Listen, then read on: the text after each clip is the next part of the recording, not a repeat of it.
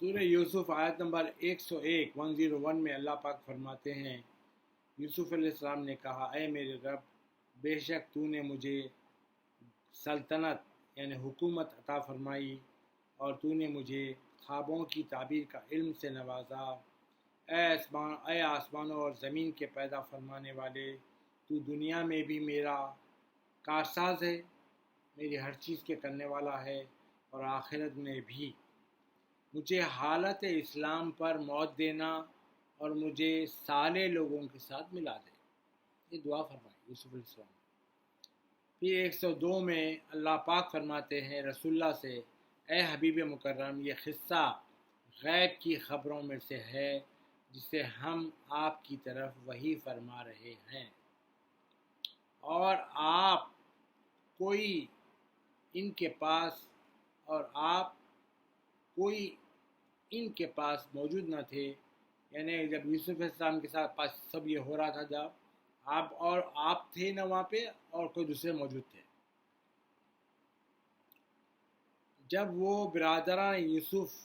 اپنی سازش تدبیر پر جمع ہو رہے تھے اور وہ دھوکہ، مکر، بکاری اور فریب کا کام کر رہے تھے۔ آیت نمبر 103 میں اللہ پاک فرماتے ہیں، اور اکثر لوگ ایمان لانے والے نہیں ہیں اگرچہ آپ کتنی ہی خواہش کر لیں، جو ایمان لانے والے لوگ ہیں۔ آیت نمبر 104 میں اللہ پاک فرماتے ہیں، اور آپ ان سے اس دعوت تبلیغ پر کوئی پیسے تو نہیں مانگتے، کوئی صلہ تو نہیں مانگتے، یہ قرآن جملہ جہاں والوں کے لیے نصیحت ہی تو ہے۔ قرآن کیا ہے؟ دنیا والوں کے لیے ایک وارننگ ہے، نصیحت ہی تو ہے۔ آیت نمبر 105 میں اللہ پاک فرماتے ہیں، اور آسمان اور زمین میں کتنی ہی نشانیاں ہیں جن پر ان لوگوں کا گزر ہوتا رہتا ہے، یعنی کئی چیزیں ہیں، نشانیاں جن کے اوپر کھاتے پیتے لوگ گزارا کرتے رہتے، اس میں کئی نشانیاں ہیں، اور ان سے صرف نظر کیے ہوئے ہیں،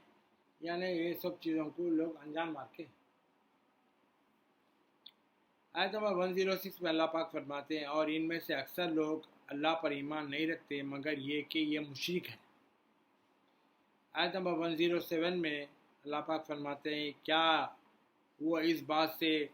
بے خوف ہے، نہیں ڈرتے کہ ان پر اللہ کا عذاب چھا جانے والی آفت بن کے آ جائے، یا ان پر اچانک قیامت آ جائے اور انہیں خبر بھی نہ ہو؟ کیا اس بات سے نہیں ڈرتے لوگ؟ آیت نمبر 108 میں اللہ پاک فرماتے ہیں، اے حبیب مکرم صلی اللہ علیہ وآلہ وسلم، آپ فرما دیجئے، یہی میرا راستہ ہے، میں اللہ کی طرف بلاتا ہوں، پوری بصیرت پر قائم ہوں، یعنی پورا کمپلیٹلی میں دیکھ رہا ہوں، اس پہ قائم ہوں، میں بھی اور وہ شخص بھی جس نے میری اتباع کی، میں بھی اس پہ قائم ہوں اور میرے کو جو فالو کر رہے ہیں وہ بھی، اور اللہ پاک ہے اور میں مشرکوں میں سے نہیں ہوں۔ یعنی اللہ تعالیٰ بول رہے ہیں رسول اللہ کو، آپ بول دو کہ میں مشرکوں میں سے نہیں ہوں۔ آیت نمبر 109 میں اللہ پاک فرماتے ہیں، اور ہم نے آپ سے پہلے بھی مختلف الگ الگ بستیوں والوں میں سے مردوں ہی کو بھیجا تھا، یعنی الگ الگ بستیوں میں مردوں ہی کو بھیجا تھا جن کی طرف ہم وہی فرماتے تھے، یعنی نبیاں جو آئے تھے وہ مرد تھے، ان کی طرف اللہ پاک وہی فرماتے تھے۔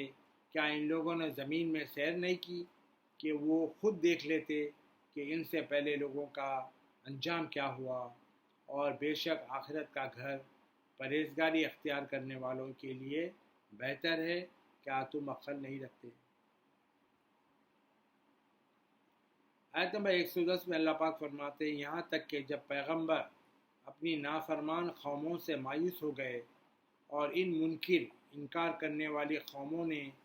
سوچ لیا کہ ان سے جھوٹ بولا گیا ہے، یعنی ان پر کوئی عذاب نہیں آئے گا، تو ان رسولوں کو ہماری مدد آ پہنچی، پھر ہم نے جسے چاہا اسے نجات بخشی، اور ہمارا عذاب مجرم قوم سے پھرا نہیں جاتا۔ آیت نمبر 111 میں اللہ پاک فرماتے ہیں، بے شک ان کے قصوں میں سمجھداروں کے لیے عبرت ہے، دیکھنا ہے، اس سے سیکھنا ہے، جو قصے پرانی قوموں پہ جو گزرے اس سے سیکھنا ہے۔ یہ قرآن ایسا کلام نہیں جو کوئی اپنی مرضی سے بنا لے، بلکہ یہ تو ان آسمانی کتابوں کی کنفرمیشن کرتا ہے جو اس سے پہلے نازل ہوئی ہیں، اور ہر چیز کو ڈیٹیل میں، اور یہ ہدایت ہے، یہ پڑھنے والے کو ہدایت مل جاتی ہے،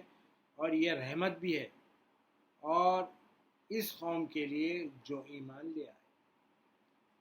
صدق اللہ العظیم و صدق مولانا رسول الکریم۔